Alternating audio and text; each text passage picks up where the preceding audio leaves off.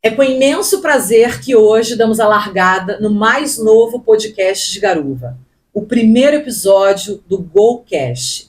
E com mais prazer ainda, eu apresento o nosso primeiro convidado, Guilherme Penske, veterinário, aliás, o veterinário mais amado da cidade. Que isso, Camila. Boa noite. Obrigado Boa noite, por tudo bem, convidar. Guilherme? Tudo bem, boa noite. Eu tô com um pouco de vergonha, mas vamos nessa. Ainda mais agora você fala o mais amado de Garuva, não é bem assim, mas É o tudo mais bem, amado obrigado. de Garuva, sim. Aliás, eu até anotei isso daqui. Eu não sei se você tem essa noção. Acho que você não tem, então, essa noção. Você não tem essa dimensão do quanto você é querido em Garuva. É sério mesmo? Você não tem essa noção? Eu acho que Ou é uma falsa modéstia? eu acho que talvez não seja o veterinário mais amado, é porque eu sou veterinário, daí normalmente me reconhecem assim, né? Mas é o meu jeito de ser, é o meu jeito de tratar as pessoas sem distinção, de ser amigo. Carinhoso? Eu acho que eu puxei muito do meu pai, isso aí. Meu pai era bem político, né? E Aham. daí ele era dessa maneira e eu acabei puxando dele. É Ótimo. fenótipo, né? É genética. É uma ótima qualidade, uma ótima virtude A sua. fruta não cai longe em pé, né? É verdade. Modéstia à parte, minha mãe também é bem querida. Daí É verdade, sua mãe é ótima, adoro ela. Vamos começar do começo, Guilherme. Onde você se formou e há quanto tempo? eu entrei na faculdade em 2009, foi na UTP em Curitiba, na Em Tonhoti, Curitiba? né? E daí me formei em 2014 e logo em seguida já comecei a trabalhar já. 2014, então o quê? 11 anos? De formado, sim. 11 anos, né? Estamos em 11 anos de 2025. formado e 11 anos atuando já como. Na verdade, eu comecei bem antes de entrar na faculdade, nesse ramo da veterinária, Você né? sabe que a minha próxima pergunta era essa: se como um médico de gente, vamos dizer assim, você fez residência, se veterinários também têm que fazer residência ou não é necessário? Não é igual na medicina humana, mas nós precisamos de alguns pré-requisitos para se formar na faculdade. Tipo, a gente precisa fazer estágio curricular, que é mais ou menos uma residência, sabe?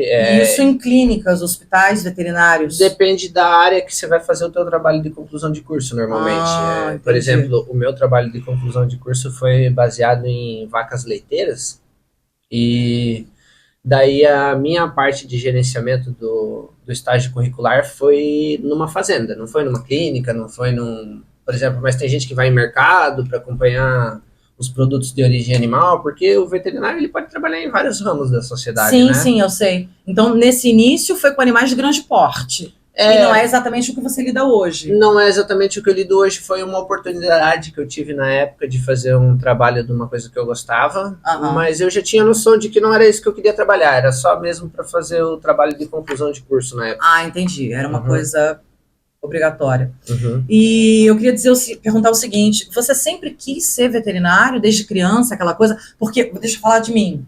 Eu, quando criancinha, lá, 6, 7 anos, o que você quer ser quando crescer, Camila? Eu queria ser duas coisas: ou veterinária ou professora, que era muito comum na minha época. Acho que as crianças hoje em dia, as meninas hoje não falam que querem ser professora, né? Mas na minha época era muito comum. E eu queria muito ser veterinária. E isso era uma coisa já desde cedo, essa vocação? Não, tem uma história que minha mãe conta, que eu não me lembro desse fato, mas ela disse que quando eu era pequenininho, eu fui indagado sobre o que eu queria ser quando crescer. E diz minha mãe que eu queria ser ou lenhador ou bombeiro.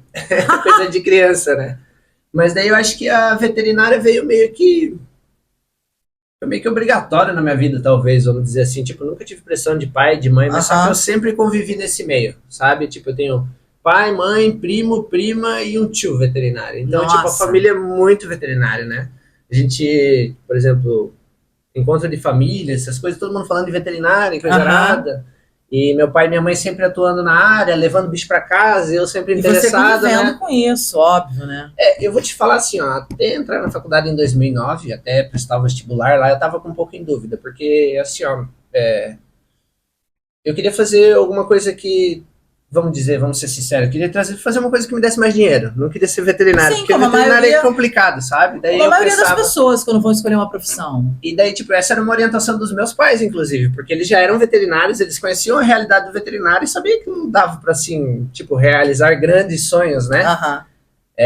Aí eu pensava em outras faculdades, mas, assim, no final das contas, que bom que eles não conseguiram me convencer do contrário, porque apesar de monetariamente não realizar grandes sonhos, A veterinária em si realiza um grande sonho meu, sabe? Acredito. Não tem problema, pode se emocionar. Não tem problema, é lindo isso. Vocês entendem agora o porquê eu disse, eu vou dar até um tempo para ele, o porquê eu disse que ele é o mais amado, o mais querido da cidade? Por causa disso. Porque ele ama o que ele faz, porque ele ama os bichos. E porque eu amo ele também como profissional, muito, muito mesmo. Quer um tempinho? Não, eu sou chorão mesmo. Não tem problema. Que desculpa, você é maravilhoso. Que desculpa. Eu vou fazer uma pergunta agora para sair um pouco desse tema emocional, para a gente dar um pouco mais de risada. Quem que te dá mais trabalho? Os bichos ou os tutores? Porque tutores, tem, né? Tutor que deve te encher tutores, o saco. Desculpa, é que eu pensei no meu pai ali na hora da esquina. Sem problema, no teu tempo, Guilherme. Sem problema. Os tutores. Por que eles dão mais trabalho que os bichos? Bicho não fala, né? Não, brincadeira. Não, na verdade, se bicho falasse, ajudava bastante, né? Pra dizer eu tava comentando isso, né? Tipo, poxa vida, o que tu tem, né? Se tu pudesse falar, o meu negócio, tô com dor de barriga. Ia ajudar bastante, mas não fala, né? É igual um bebê pequeno, quando tá mas com dor. Mas eu falei brincando de tutor, eu acho... Não, mas faz parte, eu gosto de todo mundo. Das pessoas sim, também. Mas eles... Não, tem uns que dá raiva, sim. Gostar, sim. Por isso que eu perguntei, quem que dá mais trabalho é o bicho ou o tutor? Então, o tutor dá mais trabalho... Não, é o bicho, né? É o bicho. Eu me incomodo com tutor quando não dá pra chamar de tutor. Sabe? Que é gente que não gosta muito do bicho, que quer resolver as coisas de qualquer jeito. Não se preocupa muito. Ou não quer fazer as coisas, sabe? Entendi. Às vezes eu fico meio magoado nesse sentido, mas tutor... Normalmente tutor é gente boa. É gente boa. E me diz uma coisa, o seu carinho com os pets... O pet que eu tô falando agora é uma coisa miúda mesmo, cachorro e gato, basicamente, porque são os mais comuns. O seu carinho com eles é notável, né? Mas você já passou alguma dificuldade para conseguir tratar um bicho assim? Uma dificuldade braba, que tu teve que quebrar a cabeça? Já, justamente por isso, porque o bicho não fala, você tenta ali resolver. Todo dia? Todo dia a gente leva... A gente não, eu, né? Levo o serviço para casa todo dia, né? Porque... Às vezes a gente não descobre o que o bicho tem, ou às vezes a gente está esperando o resultado de um exame para a gente fechar um quebra-cabeça, daí a gente fica o tempo inteiro pensando, né? E às vezes o exame não é aquilo que você estava suspeitando, pode acontecer isso também? Não, todo dia, essa aflição aí é todo dia. É mesmo, é? Todo dia. É complicado. E assim, ó, um médico veterinário, por exemplo, clínico geral, cirurgião geral, que tem que estar lidando com a vida dos bichos ali diariamente, Eu, por exemplo... Tipo, eu não consigo separar muito o emocional. Certo, na hora que eu tô fazendo o procedimento, a cirurgia, eu me controlo, emocional, essas coisas. Mas pra mim sempre é muito difícil ter, por exemplo, a vida do animal nas minhas mãos, sabe? Tipo, tu vai anestesiar um bicho que chega lá bem pra fazer uma castração, por exemplo. Certo. Né? Ele tem uma vida, ele é feliz, ele chegou lá saudável e às vezes pode acontecer algum problema durante a anestesia, né? Então essa responsabilidade me traz bastante apreensão, assim, no dia a dia, sabe? Mas eu acho que isso, de certa maneira, é bom porque faz a gente lembrar o que a gente está fazendo, que precisa ter atenção. Eu sempre comento com o Paulo, meu marido que você conhece, que esse é o teu diferencial. Agora eu tô falando, não tá nem nas minhas perguntas. É que você trata o bicho como um bicho e não como um número. Não, eu trato o bicho... E bicho... isso serve até para médico de gente, que tem médico que trata gente como gente e tem médico que trata gente como número. E esse, para mim, é o seu diferencial. Eu sempre comento isso com o Paulo, falei hoje, inclusive. Eu acho que esse é o seu diferencial mesmo. Eu trato o bicho, na verdade, como o amor de alguém. Né? É isso que é bonito. Ele é o meu amor também, porque eu gosto muito de bicho. Apesar de eu não conhecer os bichos assim, sim, claro, você tenho um sentimento, mas eu gosto do bicho, não quero nada de mal para ele, obviamente, né? Mas eu sempre tento pensar que ele é o amor de alguém. Com certeza. E me diz uma coisa, voltando no tutor. Tem tutor teimoso? Assim, ó, tipo, você prescreve um tratamento e o tutor não cumpre, ou por descaso, ou por não concordar com o que você prescreveu. Sabe? Tipo, eu acho que não concordar é um pouco mais difícil. Mas de não cumprir, vários. Por descaso. N motivos, por descaso. Negligência. Negligência, às vezes falta de oportunidade, né? Por exemplo, às vezes uma medicação cara que o animal precisa, essa pessoa não tem condição, né? Certo. Daí, tipo, acho que não é tanto culpa, mas é um fato, né? Que às vezes o bicho acaba não tomando a medicação. Mas e não sarando corretamente. Tem bastante gente negligente também. Tem. Tem. Era isso que eu queria saber.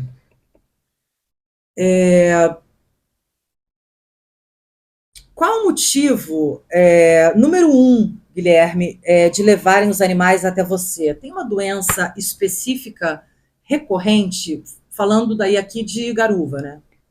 Tem alguma coisa que é sempre padrão, assim? Tem algumas que são da diária da medicina veterinária, que sempre acontece, né? Mas, a princípio, de momento, no município, está tendo uma doença que está sendo bem séria aqui no município, que é a esporotricose. Mas essa é do gato? É uma doença que eu acho que eu li alguma coisa. Não é só do gato. Do cachorro também. Isso, é uma zoonose que se fala. A zoonose certo. É uma doença que passa para os seres humanos e também para outros animais, eventualmente.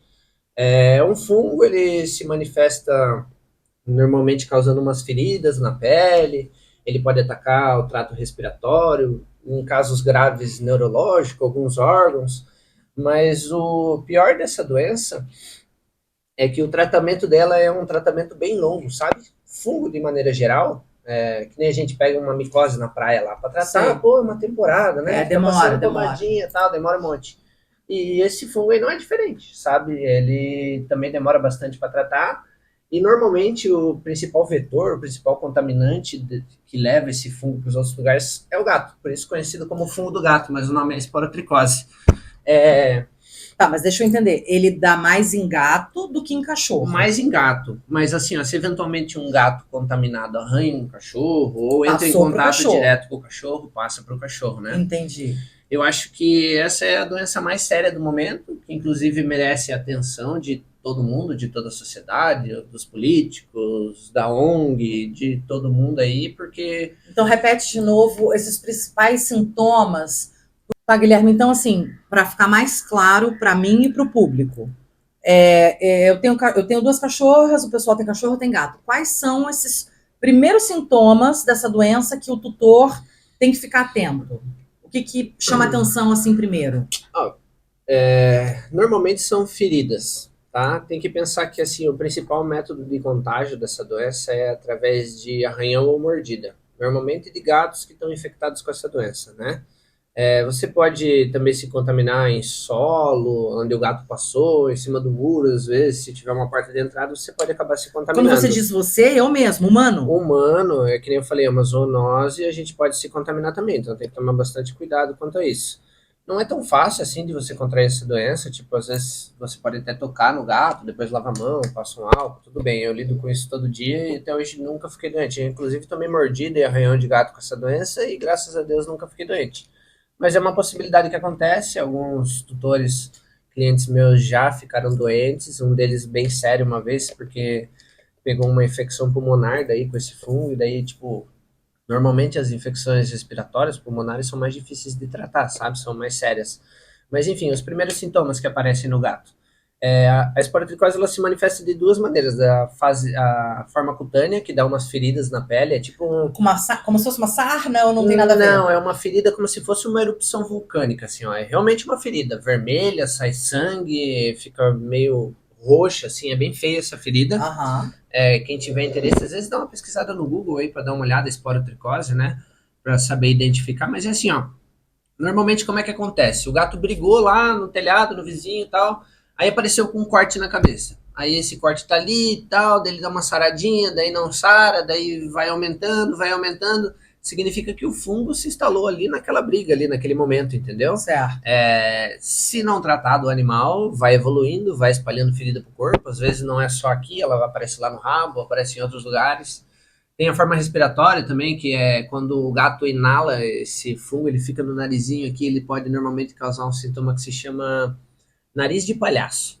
É literalmente isso, o nariz de palhaço fica tipo uma bola saltada no nariz do gato, assim. Vermelhinho. Isso, E daí a gente pode suspeitar que está com essa esporotricose, né? Certo. Existem outras doenças que causam esse mesmo sintoma, Mas só que a gente sempre deve suspeitar, levando em consideração que Garuva aqui é um lugar endêmico dessa doença, né? É mesmo, né? É endêmico.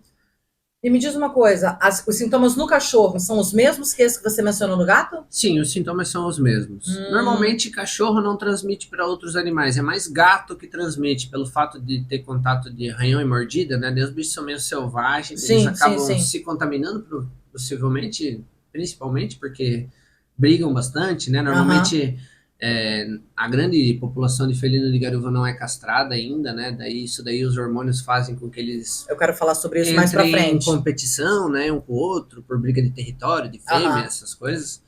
E daí acaba disseminando mais essa doença, né? Mas o chato dela mesmo é o fato dela demorar para ela sarar, sabe? Tipo, ela tem que ser feita com um tratamento oral, com um antifúngico específico.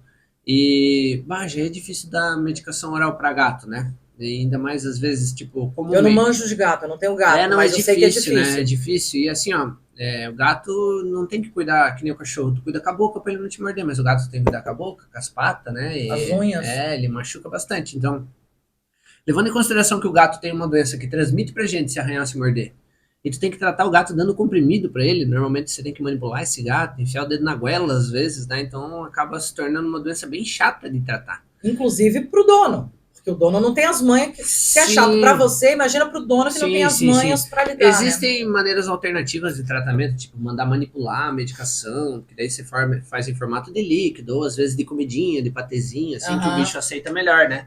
Mas não é todo mundo que tem condição de mandar fazer desse jeito, sabe?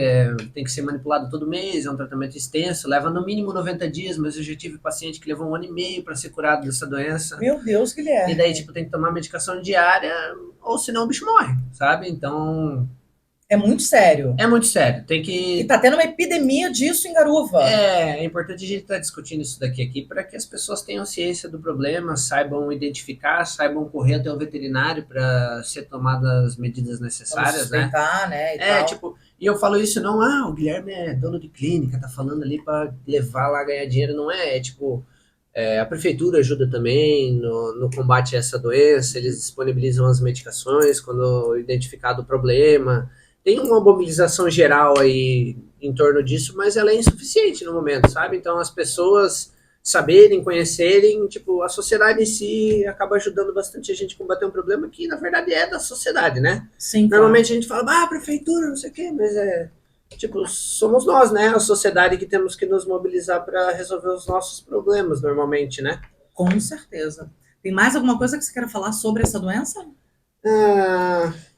Acho que não, agora de momento tá tudo bem. Não, eu também me coloco à disposição se às vezes alguém queira conversar sobre a doença, eu ajudo, porque... E olha, eu tava totalmente por fora. Considero bem, importante. Eu não tenho gato, não lido com gato, então talvez por isso. Eu tava completamente fora dessa epidemia aí que tá acontecendo, mas é muito importante a gente falar sobre isso.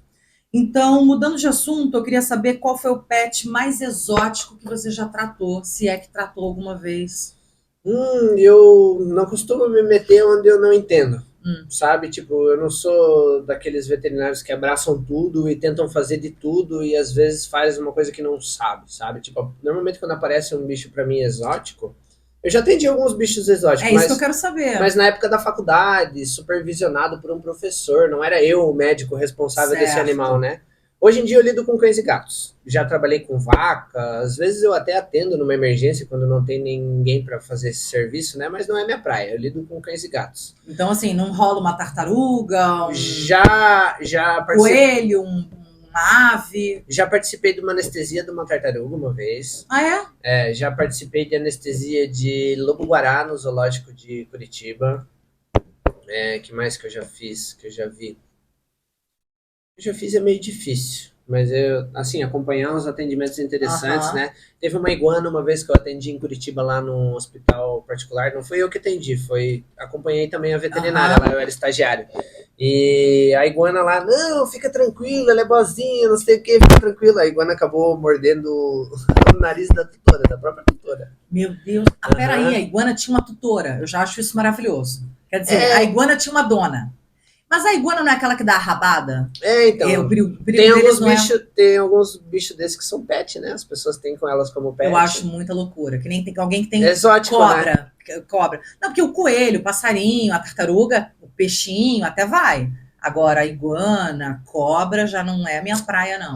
Tem que ter o feeling pra gostar dessas coisas, né? Tem gente que gosta, eu sei, né? Eu não gosto muito, não. Nem eu. Respeito como animal. Claro, mas eu não tenho o conhecimento necessário para manipular essas coisas. Eu não respeito, mas quero bem longe de mim. Pois é. Esse tipo de bicho. Se eu tô andando fazendo uma trilha, alguma coisa e encontro uma cobra, eu não vou ser o Richard Rasmussen, que eu vou lá e falo, olha, pessoal, essa cobra. Eu fico de boa, né? Deixa a cobra lá, tchau, cobra. E ele é muito engraçado, porque ele é empolgado, né? Ele acha as cobras, ele pega e diz, gente, olha que coisa mais linda esse bicho. E eu fico olhando e, que lindo, gente, solta esse bicho. Ele é uma pessoa que dedicou a vida dele inteira a isso, incrível, né? Daí ele tem a capacidade de lidar com esses animais. Agora eu, mitidão, só porque sou veterinário lá mexer na cobra, não vai. Eu já fico no meio da trilha lá já, né? Não consigo nem voltar.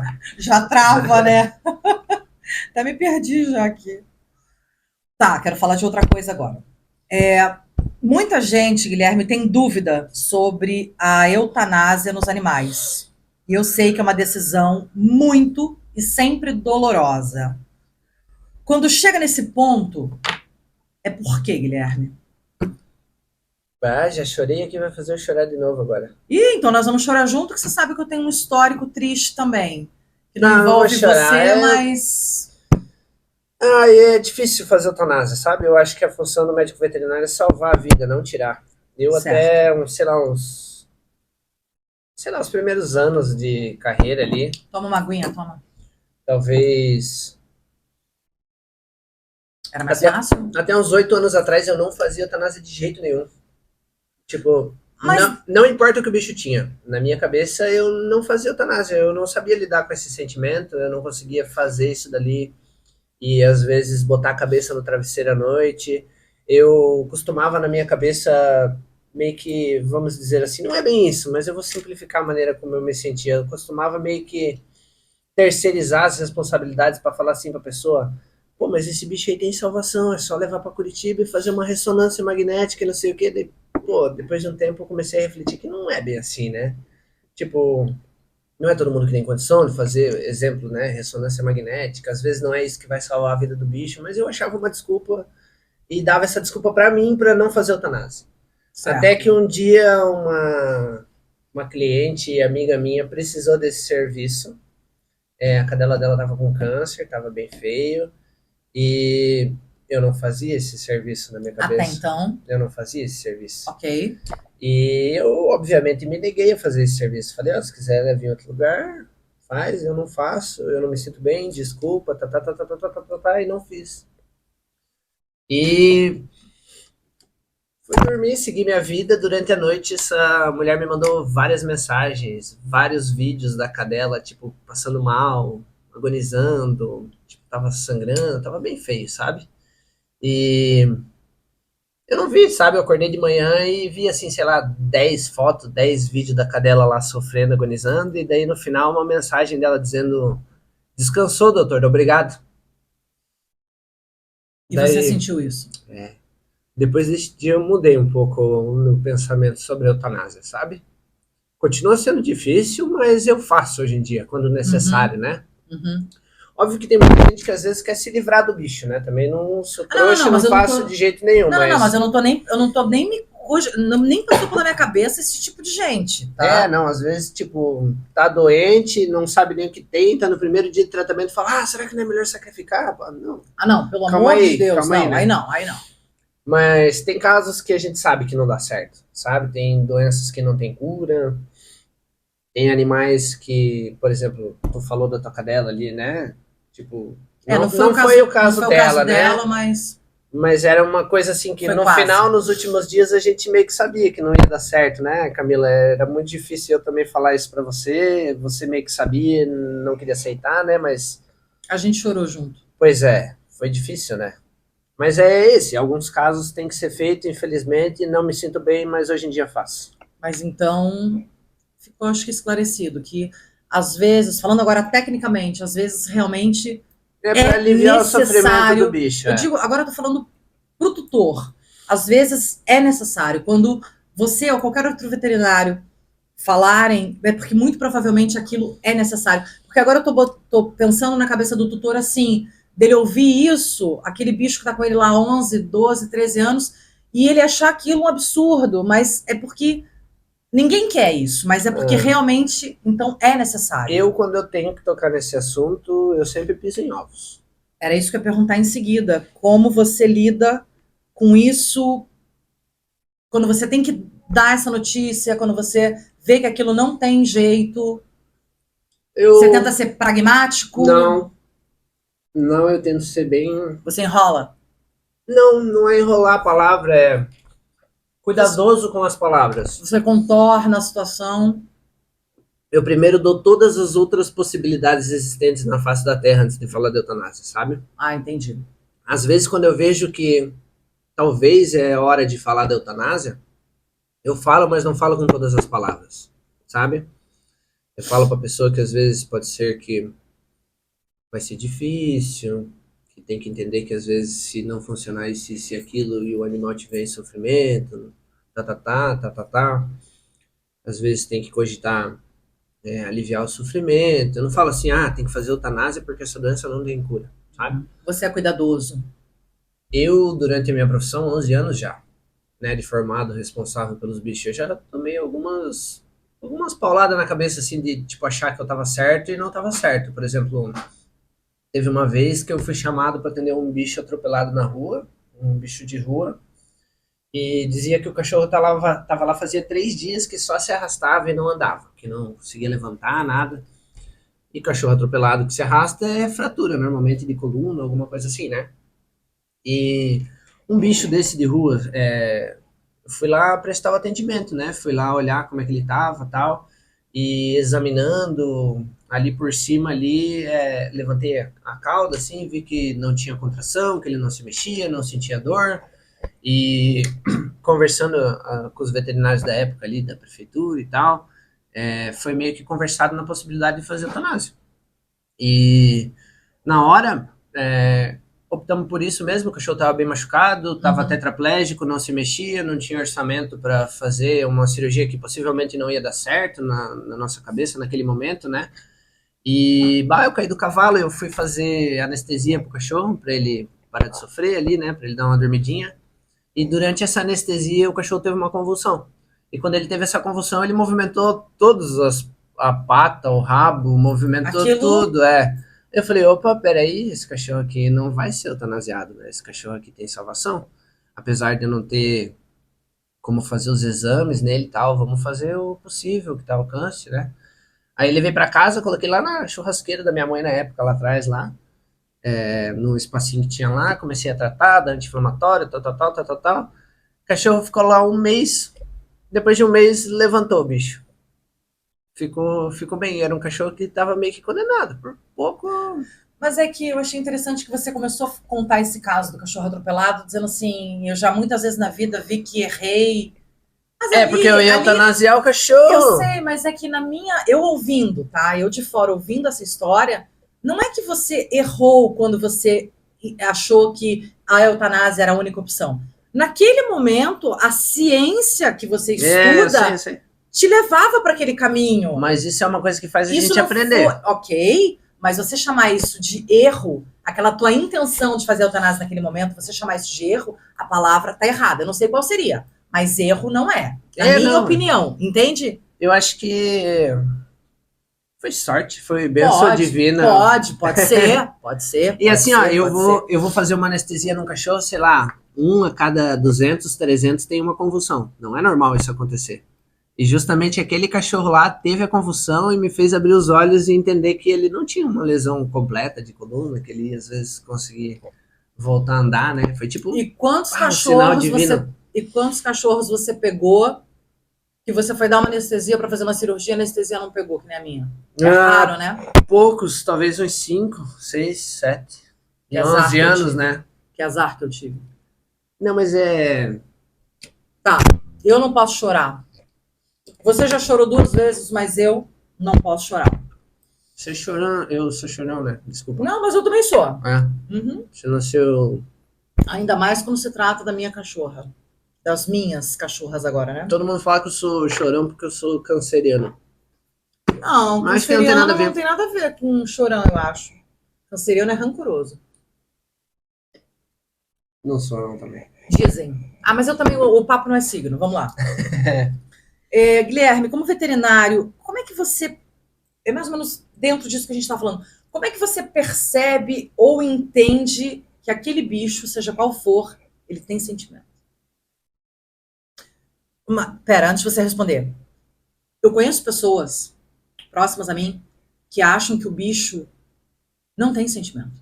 Eu fico horrorizada, mas tem pessoas, aliás, próximas de mim que acham que ele não raciocina nem um pouco. Tá, tudo bem, são animais irracionais, mas eu não acredito. Mas que eles não raciocinam nem um pouco, que eles não sentem nada além do óbvio da natureza. Não. Ah, quando tá no cio ele quer cruzar, quando ele tá com sono ele quer dormir, quando não tá com fome ele quer comer. Não.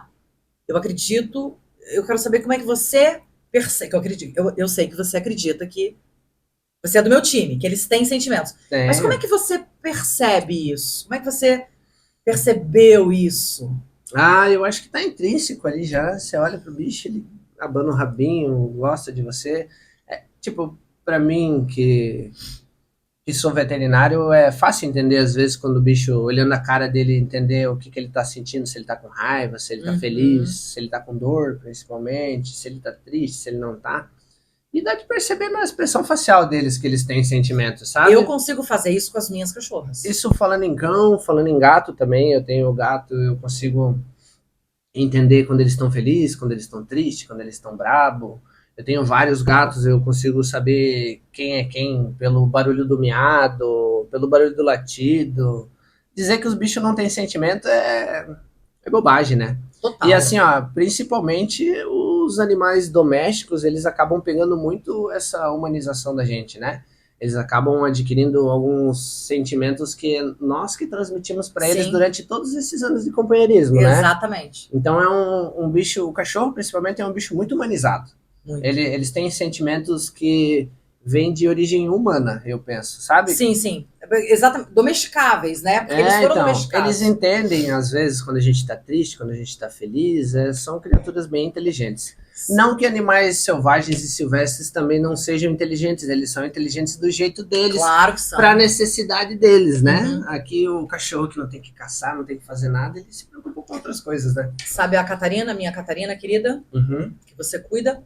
Ela dorme dentro de casa, mas ela dorme na sala sozinha, numa caminha, cada um no seu quarto, ela dorme na sala na caminha. E ela dorme, dá pra dizer que 99% das vezes, a gente bota lá, tá na hora de deitar, Catarina, ela deita, dorme, a gente apaga a luz da sala, deixa a porta aberta. Exceto quando tem trovada ou chove demais. Não, eu digo, não, exceto isso, tudo bem, mas fora isso. E às vezes do nada, mas é muito raro, vamos dizer assim, uma vez a cada 3, 4 meses.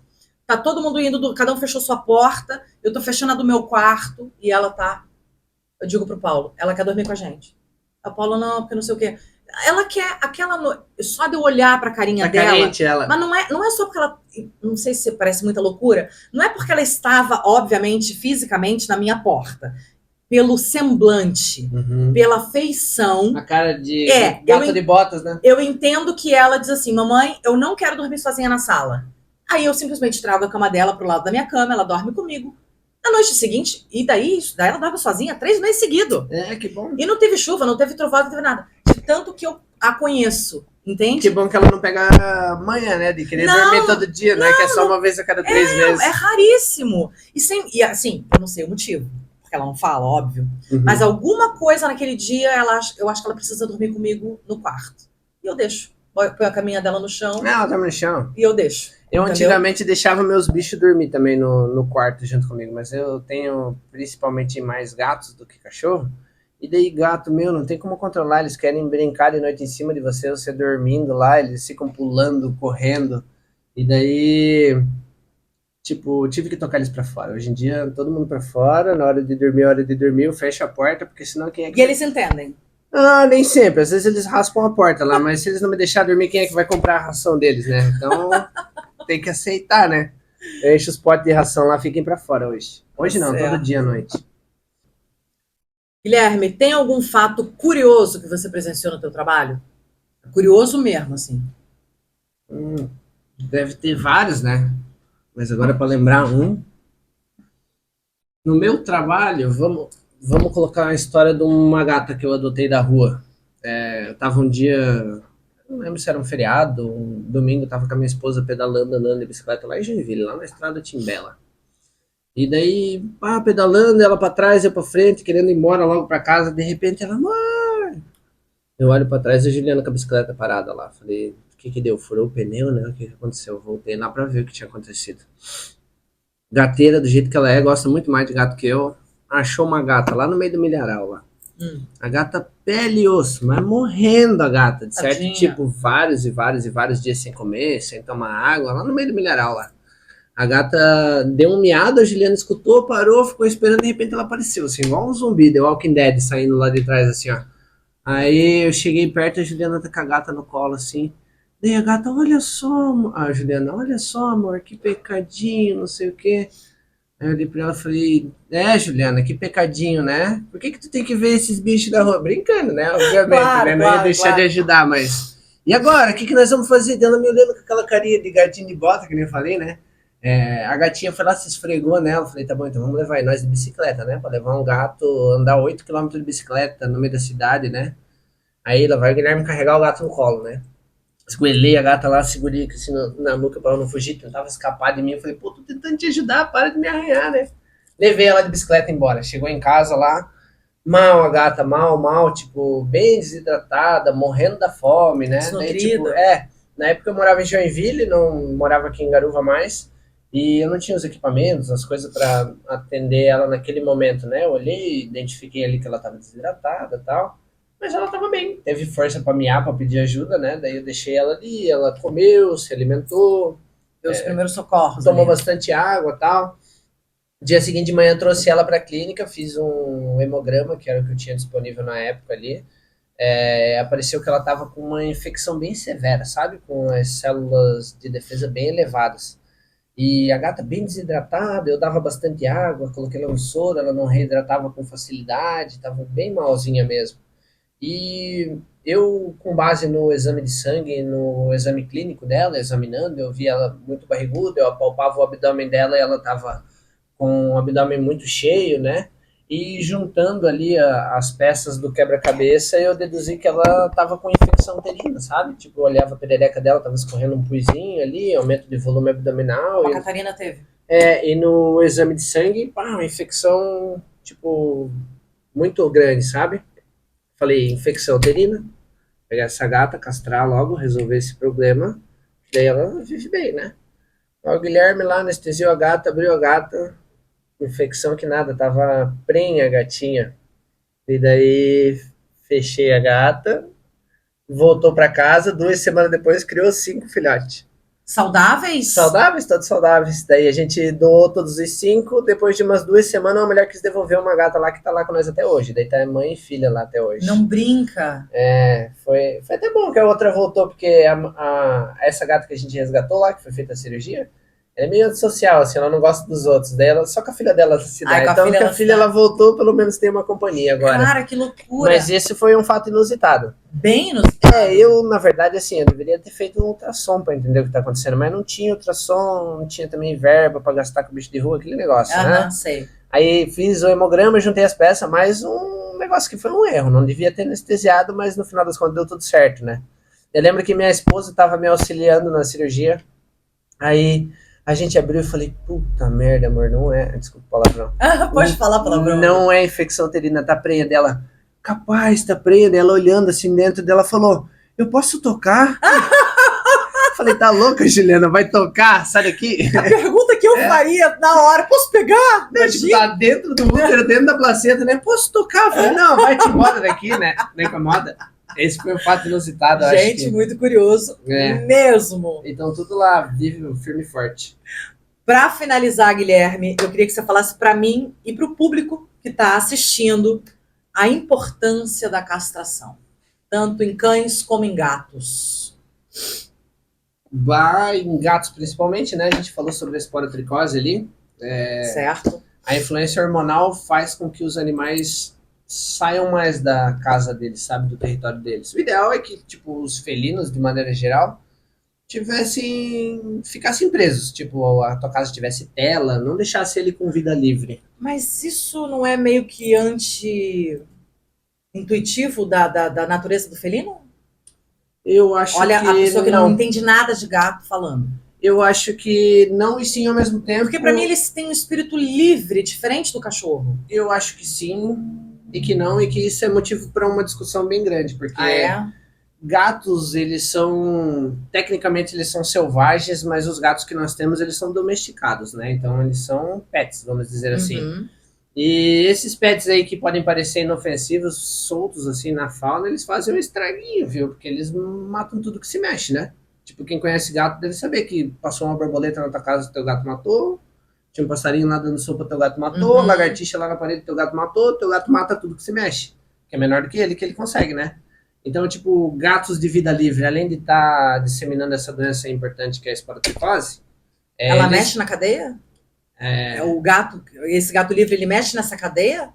Comendo esses bichos todos? Eu acho que ele deve ter uma importância ali significante da morte desses animais pequenos, silvestres, assim, dependendo de onde esse gato está inserido, né? Tipo, sei lá, um gato no centro de Joinville não vai achar muito bicho para matar. Certo. Mas aqui em Garuva, que é um lugar que é mais rural, assim, eu acho que um gato de vida livre, tipo... Pode mexer no ecossistema ali atrapalha, né? São bichos que não deviam morrer pro gato ali, porque o gato ele é doméstico, ele não é um gato do mato.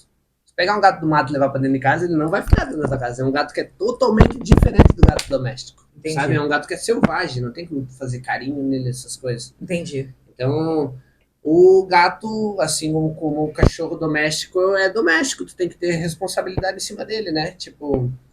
E a castração se encaixa nisso? Você acha? Eu acho que sim, porque diminui esse ímpeto do bicho de explorar novos territórios, de ir atrás de acasalamento, essas coisas assim, sabe?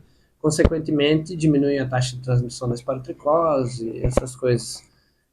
Cães, mas às vezes por problema comportamental, né? Às vezes um animal que é muito brabo, que faz xixi em tudo lá na casa, ou a cadela, quando entra no cio, consequentemente baixa a imunidade, ela fica susceptível a ficar doente de algumas coisas.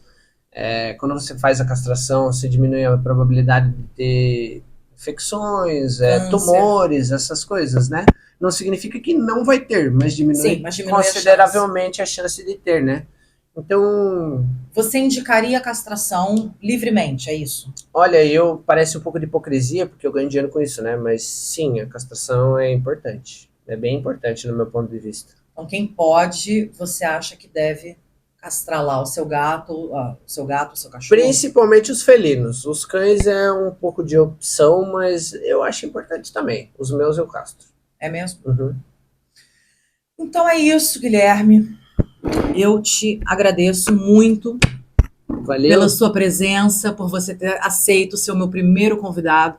O nosso papo foi maravilhoso. Tenho certeza que ajudou muito, tirou dúvidas de muita galera.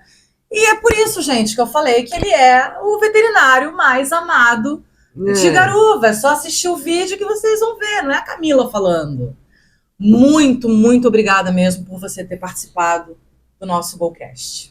Eu que agradeço, eu queria só dar um adendo aqui que, tipo, você falou que eu sou o veterinário mais amado, eu me sinto meio envergonhado de escutar isso. Eu gosto muito dos meus outros colegas veterinários da cidade também, tem o Paulo veterinário da prefeitura, o Jussene, tem uma nova colega que foi apresentada essa semana aí que vai começar a trabalhar na prefeitura lá também, é Bruna o nome dela. Tem a Daiane Pavanati, da outra clínica, que me ajuda bastante, quebra um galho. Então eu queria agradecer a todos eles, que todos eles têm um trabalho importante aí na cidade. Deixa eu deixar uma coisa clara. Você pode gostar de todo mundo que você quiser, mas eu tenho certeza que o garuvense gosta mais de você do que de todos os outros, e tenho o dito. Muito obrigada pela sua presença. Obrigado você, querida. Beijo no coração. Valeu. Beijo. Gente, vocês repararam nessas canecas lindas aqui, hoje no nosso episódio do Golcast? Aqui tem uma com meu nome e aqui tem uma fechadinha, embalada, que a gente ganhou de presente da Algo Novo Silk Screen. Quero falar para vocês o seguinte, são mais de 3.000 opções de brindes personalizados para você escolher. Camiseta e uniforme para eventos? Eles fazem. Você vai casar? Eles fazem taças, copos, chaveiros e muito mais. Desde 2021, personalizando momentos e conectando marcas com qualidade e criatividade. Para você que tem interesse nesses mais de 3.000 produtos, você pode estar entrando em contato pelas redes sociais, @algonovo Silk Screen. E o meu agradecimento especial à Camila, que nos presenteou aqui no GoCast com essas canecas personalizadas e lindíssimas. Muito obrigada. Filma um pouco a Camila também daí, né? Não deixa eu chorando só, né?